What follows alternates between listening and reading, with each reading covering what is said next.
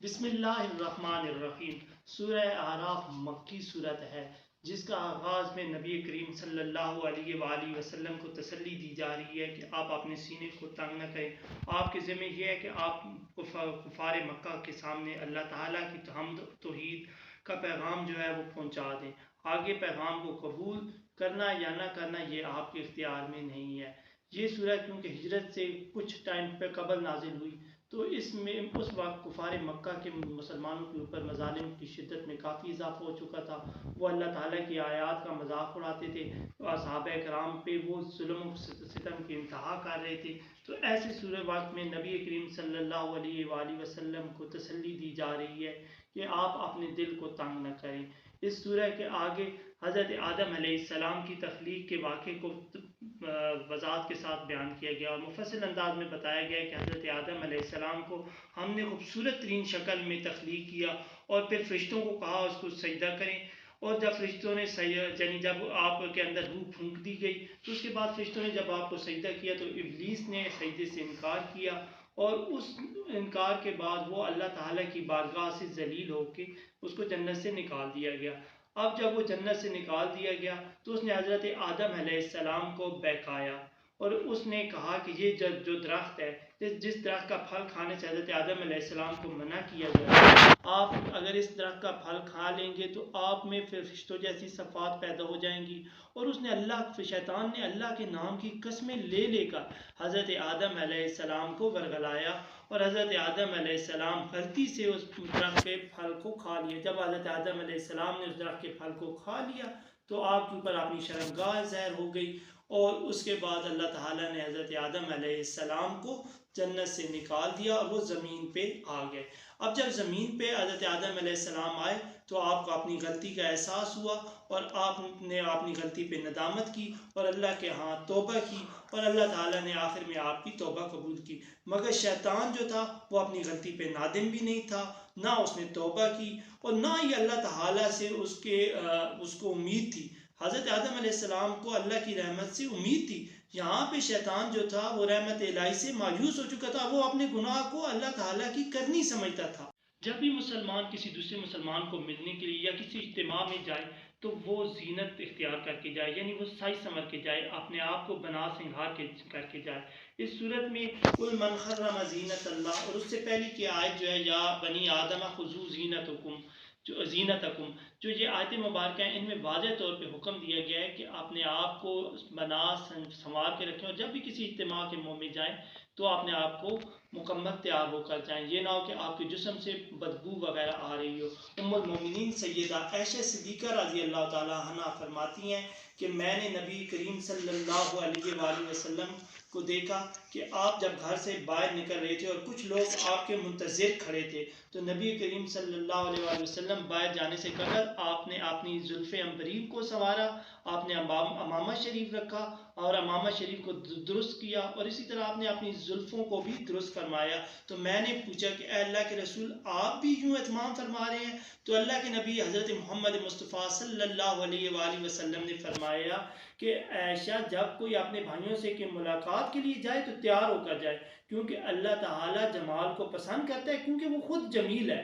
آیت نمبر 36 میں اس سورہ اعراف کا جو نام ہے اس کا ذکر کیا گیا، اور اعراف سے مراد وہ لوگ ہیں جو بلندیوں پر جن کا معنی ہے یعنی جو بلندیوں والے ہیں، یعنی عزتوں والے ہیں اور زیادہ بلندی پر موجود تھے۔ ان لوگوں میں یعنی زیادہ بلندی والے لوگ کون ہیں؟ ان میں انبیاء، صدیقین، شہداء اور صالحین ہیں۔ اور جب یہ صاحب اعراف لوگ جو ہیں وہ جنت والوں کو یعنی بلندیوں سے جب جنت والوں کو دیکھیں گے تو جنت والے ان کو مبارکباد دیں گے، اور جب وہ جہنم والوں کو دیکھیں گے تو عجز و انکساری کا مظاہرہ کریں گے اور اللہ تعالیٰ کا شکر ادا کریں گے اور اللہ تعالیٰ سے عذاب علیم سے پناہ مانگیں گے۔ اہل اعراف اور اہل جہنم کی گفتگو یا اہل جنت اور اہل جہنم کے جو درمیان جو گفتگو ہو رہی ہے اس کو بیان کرنے کا ایک مقصد ہے کہ جو جہنم کے مکین تھے وہ یہ سمجھتے تھے کہ ہم نے ساری زندگی دنیا میں رہنا ہے، اور انہوں نے اللہ تعالیٰ کی ذات کو شریک کیا، اور انہوں نے دنیا کی محبت میں اتنے وہ مشغول و مصروف ہو گئے کہ انہوں نے حلال و حرام کا فرق ہی ان کو ختم ہو گیا، اور انہوں نے دنیا کی زندگی کو ہی سب کچھ سمجھ لیا۔ حضرت آدم علیہ السلام کے بعد اللہ کے نبی حضرت نوح علیہ السلام کا ذکر ہے، جب آپ نے اپنی قوم کو 850 سال تک توحید اور توحید کا پیغام پہنچایا، ان کو اس بات کی طرف آنے کی دعوت دی کہ وہ اللہ تعالیٰ کو ایک مانے، کیونکہ وہی وحدہ لا شریک ہے، اور اسی کے سامنے اپنے سر کو سجدہ کرے، سر کو جھکائیں۔ مگر انہوں نے جب آپ کی بات کو ماننے سے انکار کر دیا تو اللہ تعالیٰ نے ان کے اوپر پھر پانی کا عذاب بھیجا، اور حضرت نوح علیہ السلام نے ایک کشتی بنائی جس میں آپ نے تمام جو اس ٹائم کے جوڑے موجود تھے وہ آپ نے اس کشتی میں سوار کی، اور اسی لیے آپ کو آدم ثانی بھی کہا جاتا ہے۔ اس کے بعد حضرت ہود علیہ السلام کی قوم کا ذکر ہے۔ حضرت یوسف علیہ السلام کے زمانے میں سے ہی مصر میں آپ کی قوم آباد ہو چکی تھی، اور وہ بتدریج فرعون یا مصر کے جو آبائی لوگ تھے انہوں نے بنی اسرائیل کو مغلوب کر لیا تھا اور غلام بنانا شروع کر دیا تھا، حتیٰ کہ حضرت موسیٰ اور فرعون کا جب واقعہ آتا ہے تو حضرت موسیٰ علیہ السلام فرعون کے پاس اللہ تعالیٰ کی طرف سے کھلی نشانیاں لے کر آتے ہیں، یعنی جب آپ اپنا ہاتھ جیب میں ڈالتے اور اس کے بعد نکال کے دیکھتے تو وہ سورج سے زیادہ چمکدار ہوتا، اور آپ کے پاس جو اپنا عصا تھا اور آپ اس کو پھینک دیتے تو وہ سانپ بن جاتا، ایک اژدہا بن جاتا تھا۔ اور ان نشانیاں کھلی جب آپ نشانیاں لے کر موسیٰ علیہ السلام حضرت فرعون کے پاس آتے ہیں تو فرعون آپ کی نبوت کا انکار کرتا ہے، بلکہ وہ ہٹ دھرمی کا مظاہرہ کرتا ہے۔ تو اس کے بعد جب آپ پھر اللہ تعالیٰ فرعون کو سمندر کی گہرائیوں میں غرق کر دیتے ہیں، اور بنی اسرائیل کو موسیٰ علیہ السلام کی قیادت میں اسی سمندر کی گہرائیوں سے نکال دیتے ہیں۔ جب فرعون موسیٰ علیہ السلام کے معجزات کو دیکھتا ہے تو وہ یہ سمجھتا ہے کہ موسیٰ علیہ السلام کو جادوگر ہے، کیونکہ اس دور میں جادوگری اپنی عروج پہ تھی، تو وہ یہ سمجھتا ہے کہ موسیٰ علیہ السلام کو جادوگر ہیں اور وہ کوئی بہت بڑا جادو کا مظاہرہ کر رہے ہیں، تو اس نے اپنی سلطنت میں اعلان کرتا ہے، اور بڑے بڑے جادوگر آتے ہیں اور وہ شروع میں آ کے اعلان کرتے ہیں کہ فرعون کے سامنے کہ ہم یہ کر دیں گے وہ کر دیں گے، جیسے جادوگروں کا شیوا ہوتا ہے، مگر جب وہ اپنے سانپ پھینکتے ہیں، جس دن مقابلہ ہوتا ہے وہ اپنے سانپ پھینکتے ہیں یا اپنی لاٹھیاں یا رسیاں پھینکتے ہیں تو سانپ بن جاتی ہیں، تو حضرت موسیٰ علیہ السلام اپنا سانپ پھینکتے ہیں تو وہ ایک بڑا اژدہا بن جاتا ہے اور تمام سانپوں کو نکل جاتا ہے، کیونکہ وہ جادوگر تھے، وہ سمجھتے تو آپ جانتے تھے جادو کو، وہ بالکل جب انہوں نے دیکھا کہ یہ جادو نہیں ہے، یہ تو کوئی اللہ تعالیٰ کی طرف سے عظیم الشان معجزہ دیا گیا ہے جس نے عقلوں کو بے اختیار کر دیا ہے، اور وہ جھک جاتے ہیں موسیٰ علیہ السلام کے سامنے اور کہتے ہیں کہ ہم جو ہیں موسیٰ اور ہارون کے رب پر ایمان لے کر آتے ہیں۔ تو جب فرعون یہ تمام منظر دیکھتا ہے تو ایک سانپ جو اژدہا ہوتا ہے وہ فرعون کی طرف بھی بڑھتا ہے، تو کہتے ہیں اس کا بھی پیشاب جو ہے وہ نکل جاتا ہے، مگر جب وہ ان ساری چیزوں کو دیکھتا ہے تو فرعون جو ہے کہتا ہے کہ جو جادوگر جو اس نے بلائی ہوئی تھی جادوگر موسیٰ علیہ السلام کے مقابلے میں، تو کہتا ہے میں ان کے ہاتھ مخالف سمتوں سے کاٹ دوں گا اور ان کو شدید عذاب کر دوں گا اور ان کو سولی پہ لٹکا دوں گا۔ موسیٰ علیہ السلام اپنی قوم کو لے کر فرعون کی غلامی سے آزاد ہونے کے بعد وادی سینا میں آباد ہوئے، تو وہاں پر اللہ تعالیٰ نے آپ کو 30 دن کے لیے اپنی یاد میں رہنے کے لیے سینا کے پہاڑ پہ بلایا، اور وہاں پر آپ گئے، پہلے 30 دن تھے، بعد میں 10 دنوں کا اضافہ کر دیے، یہ 40 دن ہو گئے، اور وہاں پر جب آپ کے 40 دن مکمل ہونے والے تھے تو آپ نے اللہ تعالیٰ کی ذات میں اللہ تعالیٰ کی بارگاہ میں عرض کیا کہ اللہ تعالیٰ میں آپ کا جلوہ دیکھنا چاہتا ہوں، تو اس وقت اللہ تعالیٰ نے کہا کہ موسیٰ آپ نہیں دیکھ سکتے، مگر جب آپ اور اگر آپ یعنی دیکھنے کی طاقت رکھتے ہیں تو اس پہاڑ کے اوپر جو ہے ایک تجلی پڑتی ہے، اور اگر یہ پہاڑ اپنی جگہ پہ قائم رہا تو آپ بھی نا اس کو دیکھ سکیں گے، مگر جیسے ہی وہ تجلی اس پہاڑ پر پڑی تو وہ جل کر خاکستر ہو گیا، اور موسیٰ علیہ السلام جو ہیں وہ بے ہوش ہو گیا۔ جب وہ ہوش میں آئے تو انہوں نے اللہ تعالیٰ کے حضور معافی طلب کی، اور اسی لیے تو شاعر نے کہا ہے کہ دیکھنے کی تاب فقط اس نگاہ میں ہے جو ماساہ کے سرمے میں سرمگی ہے۔ اور دوسری چیز یہاں پہ حضرت کریم اللہ کو اللہ تعالیٰ نے تورات عطا کی، اور اس تورات جو تھی وہ پتھروں کے سلوں کے اوپر لکھی ہوئی تھی۔ جب آپ ان تمام چیزوں کو تورات کی تمام کتابی شکل میں لے کر اپنی قوم میں جاتے ہیں، کیونکہ آپ حضرت ہارون علیہ السلام کو ان کا اپنا نائب مقرر کر کے آتے ہیں، جب وہاں پہ پہنچتے ہیں تو دیکھتے ہیں کہ آپ کی قوم جو ہے وہ بچڑے کی عبادت کاری ہوتی ہے، تو آپ حضرت ہارون علیہ السلام سے اس کے بارے میں سوال کرتے ہیں کہ یہ کیا کس چیز میں ہے، تو انہوں نے جواب دیا کہ میں نے ان کو سمجھانے کی کوشش کی مگر یہ میری جان کے در پہ ہو گئے تھے۔ تو اس کے بعد پھر آپ نے حکم دیا، کیونکہ اس ٹائم 3 گروہ بن گئے تھے، ایک تو وہ تھے جو اعلانیہ طور پہ جو شرک والا کام کر رہے تھے، یعنی سامری نے جو بچڑا بنایا تھا اس کی جو عبادت کر رہے تھے، جو اس کی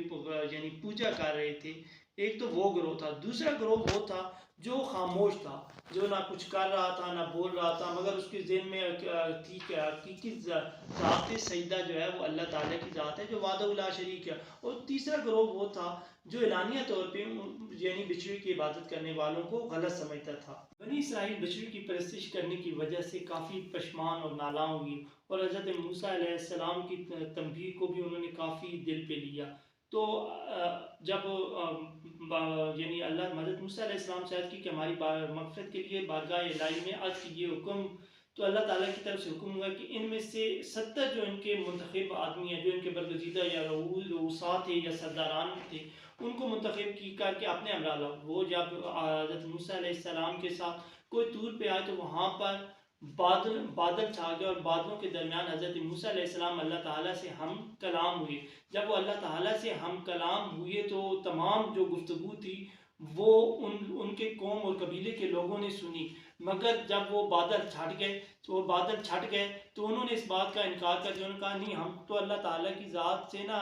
بلا یعنی بادلوں کے توسط کے بغیر گفتگو کرنا چاہتے تھے۔ تو جب ان کی یہ اس خواہش کے اوپر زمین تھوڑی سی ہلی یعنی زلزلہ آیا، اور وہ تمام لوگ بے ہوش ہو گئے یا قریب المرگ ہو گئے۔ اس دوران حضرت موسیٰ علیہ السلام نے اللہ تعالیٰ سے دوبارہ ہم کلام ہوئی اور اللہ تعالیٰ کی بارگاہ میں درخواست کی کہ اے اللہ، میری قوم پہلی ہی بڑی ہٹ دھرم اور بدتمیز اور ضدی قوم ہے، اور اب ان کے 70 جو ہیں وہ یعنی جن کو وہ زیادہ قابل عزت سمجھتے ہیں قبیلے اور خاندان کے بندے، وہ جب اس طرح دنیا سے چلے جائیں گے تو وہ تو میرا انکار کر دیں گے اور میرے اوپر سختیاں اور ظلم کریں گے۔ تو اللہ تعالیٰ نے حضرت موسیٰ علیہ السلام کی درخواست پہ ان لوگوں کو دوبارہ زندہ کیا۔ حضور رحمت عالم صلی اللہ علیہ وآلہ وسلم نے یہ دعائیہ کلمات کتنے دلکش اور کتنے حقیقت افروز انداز میں بتائے ہیں۔ یا حی یا قیوم برحمتک استغیث لا تکلنی الی نفسی طرفۃ عین واصلح لی شانی کلہ۔ اے زندہ جاوید، اے ہر چیز کو زندہ رکھنے والے، میں تیری رحمت سے فریاد کرتا ہوں، آنکھ جھپکنے کی قدر بھی تو اپنی توفیق سے محروم کر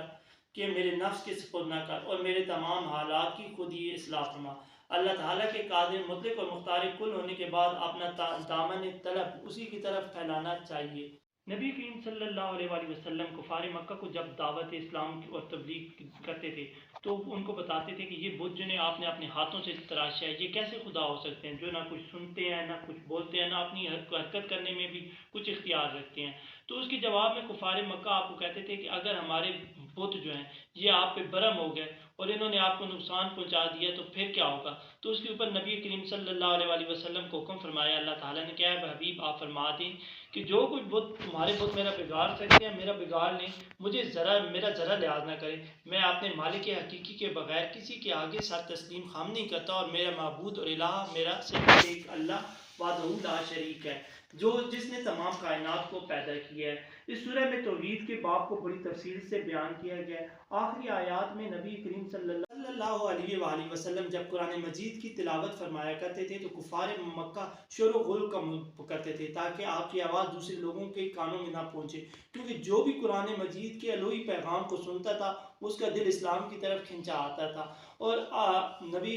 آیت سجدہ کا بھی شان نزول یہ ہے کہ ایک دن نبی کریم صلی اللہ علیہ وآلہ وسلم حضرت ابوبکر صدیق کے گھر کے پاس سے گزرے تو آپ نے دیکھا کہ آپ ایسا آواز سے ذکر کر رہے ہیں، اللہ تعالیٰ کی یاد کر رہے ہیں، اور جب آپ حضرت عمر فاروق کے گھر سے گزرے تو وہ اونچی آواز میں تلاوت کر رہے تھے اور اللہ تعالیٰ کی یاد میں مشغول تھے۔ تو صبح جب وہ دونوں صاحبان آپ صلی اللہ علیہ وآلہ وسلم کے دربار میں آئے تو آپ نے حضرت ابوبکر صدیق سے کہا کہ آپ اونچی آواز میں ذکر کیا کریں، اور حضرت عمر فاروق سے کہا کہ آپ اپنی آواز کو پست کیا کریں۔ یہ دونوں صورتیں جو ہے ذکر کی اللہ تعالیٰ کے ہاں مقبول ہے، صرف موقع کی مناسبت جو ہے وہ اہم ہے۔ وآخر دعوانا ان الحمد للہ رب العالمین۔